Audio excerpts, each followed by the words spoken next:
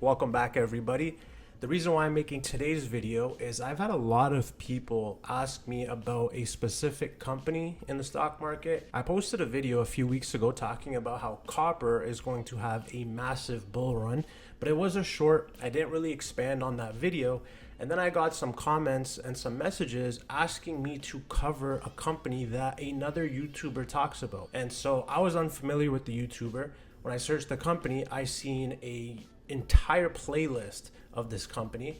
I may butcher the YouTuber's name. His name is Mario's, and the company I'm talking about is Oroco Resources. Before I even get into Oroco Resources, I do want to mention that that specific YouTuber has a very deep body of work for this specific company, dating all the way back to 2017 and beyond. So if you really want to figure out what that company is about, it's better off for you guys to go onto his channel and check out what is going on fundamentally with the company, because I know what's going on fundamentally, but this is not going to be a fundamental outlook about Oroco Resources. I'm going to focus on what I know best, and that is reading our charts, seeing where we are today relative to the grand fundamental outlook. Right now, we have copper on the monthly time frame. And so I'm going to keep zooming in to show you guys the importance of where we are here.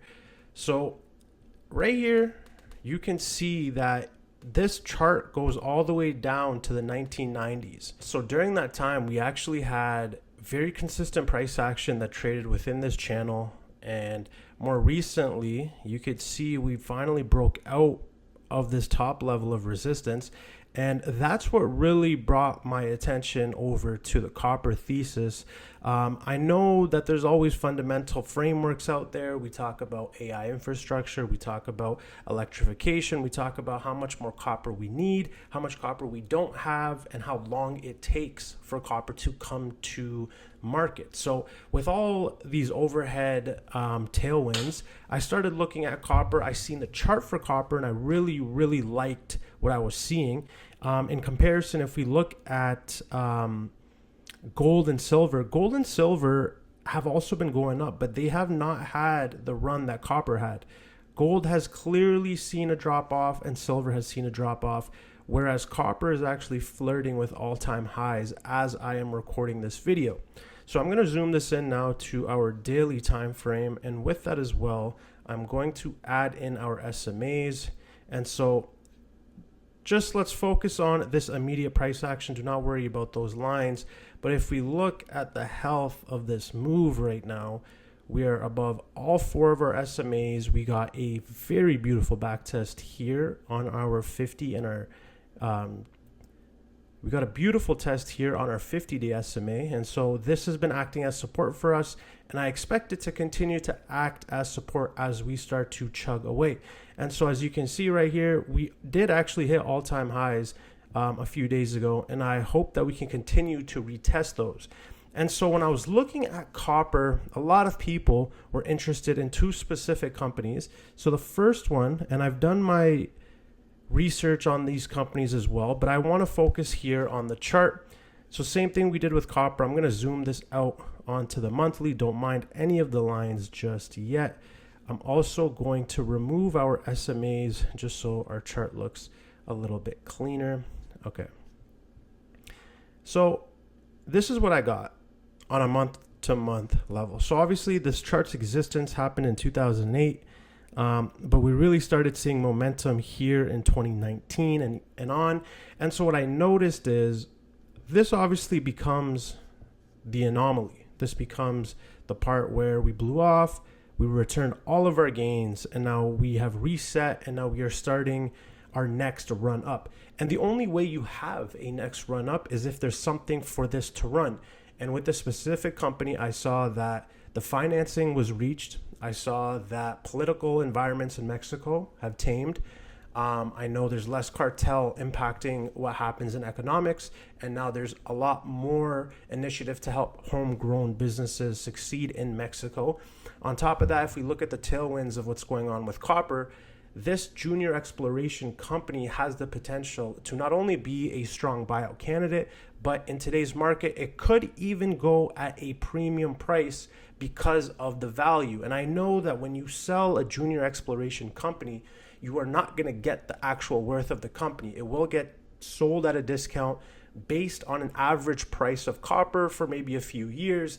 But if elevated prices of copper continue to stay up, that means the average for the previous 2 years will continue to climb up, which means that the current project value that Oroco Resources would have would be north of $4 billion. And at a minuscule market cap of 100 million, the opportunity does seem very favorable. And so a lot of you have been looking at this specific one. The second one is Leviathan Metals. Of the two that I've done my research on, I do prefer Oroco. I think Oroco is further along in the process. I think Leviathan, also an exploration company, is a little earlier, but it could also have that hype phase that could lead to extra euphoria because you don't know what type of deposits they have, and they might have new ones, or they might have missed some, and now any report that comes out that they have more than they initially reported. I don't want to focus too much on that. I want to focus here on Oroco. And now if I'm going to bring our chart here to the daily, and I'm going to clean up some of these lines for us because I don't think these are necessary for us to have here right now.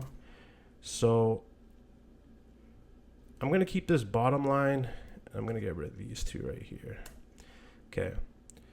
So this move right here was January of 2026. And this move got us all the way up to about 90 cents.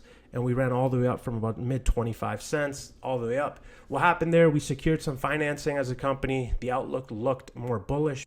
This was off of quick research. I think there was warrants issued for Oroco at a price of 85 cents. I'm not sure if that's the exact price, but I do remember a issuance of warrants. And what that basically means is those individuals who got those warrants will be able to exercise those at a price of 85 cents, meaning that will be their break-even cost, and everything above that will be bread and butter. And so when I look at the current price, we're half of the warrant price, but not only that, we are almost as low as we were before any of the good news came out. And when I look at the strength of the balance sheet, understanding that there probably will be one more round of dilution, I think that's what the CEO had mentioned earlier. The potential with this project is basically trying to see if there's any more deposit that was missed in the prior calculation. And they have shown glimpses that there is more deposit than they thought, and better quality deposit in certain areas of Santo Tomas.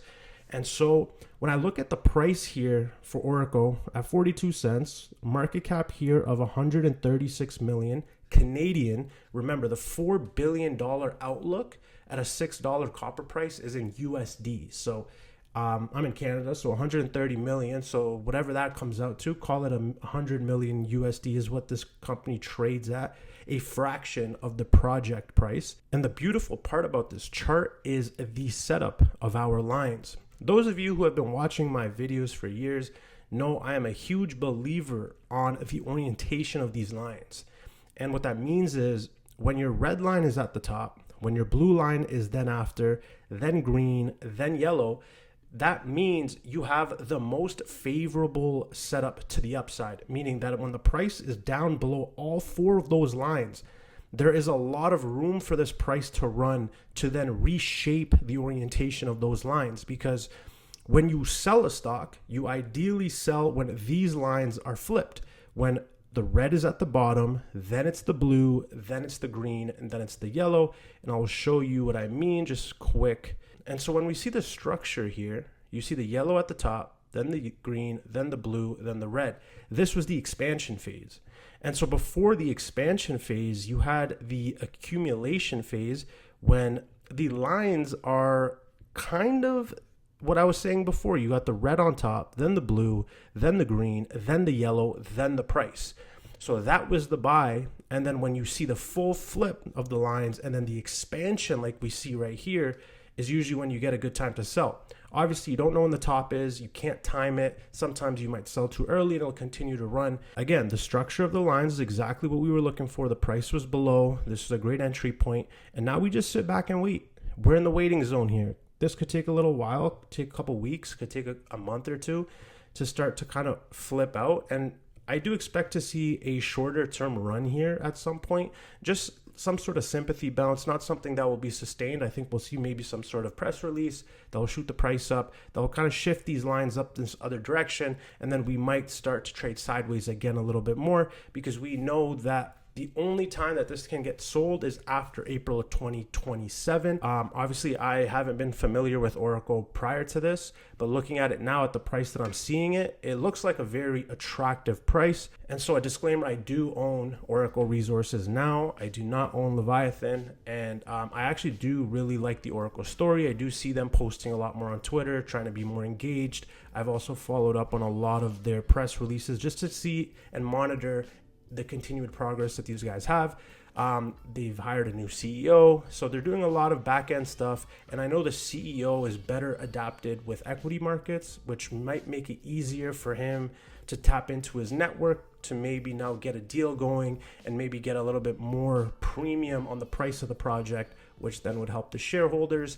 And so I just quickly wanted to go over this chart. A lot of you guys were asking about it. I guess the other YouTuber is not making any more videos on this company. I think he's done with it. And I understand that sometimes you make videos on a company you hold and you just never see the return on investment. And I don't mean that through the stock market. I mean, you're putting so much time and effort into the creation of a video, and one, it doesn't get the attention, and it seems as though you end up doing more for the company than the company's doing for itself. And so I'm not getting paid.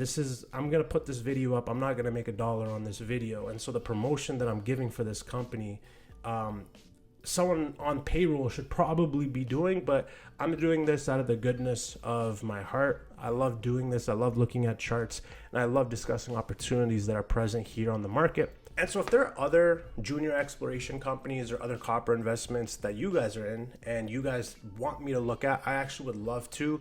Copper is my biggest investment play right now, and I do want to build kind of like a small little bundle basket of copper plays, and I feel like I have started to build some of it out. But if there's more out there that I'm missing and other big ones that have a clear disconnect with share price and valuation, please let me know, and I will see you guys, like always, in the next video.